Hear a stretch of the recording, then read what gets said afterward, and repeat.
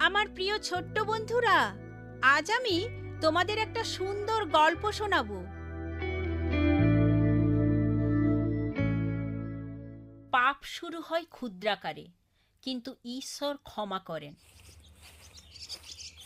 রাজা আহাব প্রাসাদে পায়চারি করছিলেন। পুনরায় জানলা দিয়ে আঙ্গুর বাগান দেখে বড়ই মুগ্ধ হলেন। আঙ্গুর ক্ষেতটি আমাকে পেতেই হবে।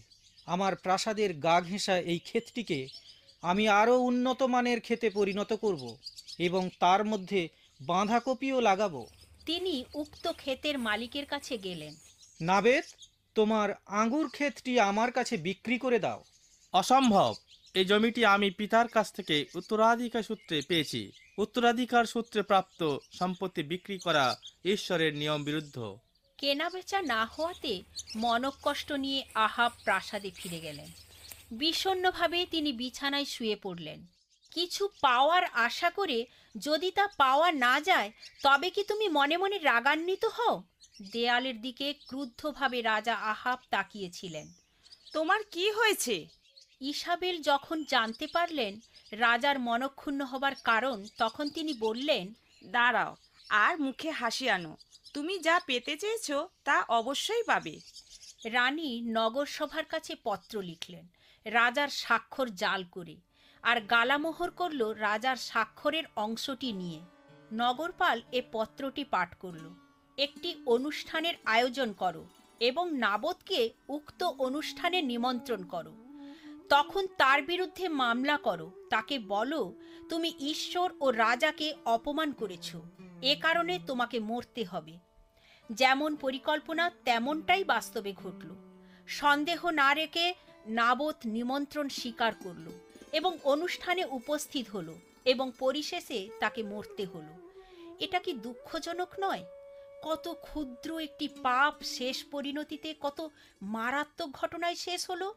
দেখল, পাবার আকাঙ্ক্ষা জন্মালো, হিংসায় জ্বলে উঠল, অহংকারে ফুলে ওঠা, মনকষ্ট পাওয়া, মিথ্যা বলা এবং পরিশেষে নরহত্যা। নাবথের মৃত্যুর কথা দ্রুত ছড়িয়ে পড়ল।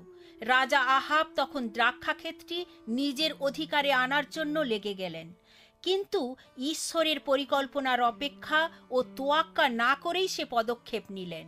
সহসা এলিও তার সম্মুখে এসে হাজির। আহাব আচমকা ভূত দেখার মতো ফ্যাকাশে হয়ে গেলেন। তাহলে তুমি আমাকে পেয়ে গেলে, আমার প্রাণের শত্রু? হ্যাঁ, আমি তোমাকে পেয়েছি।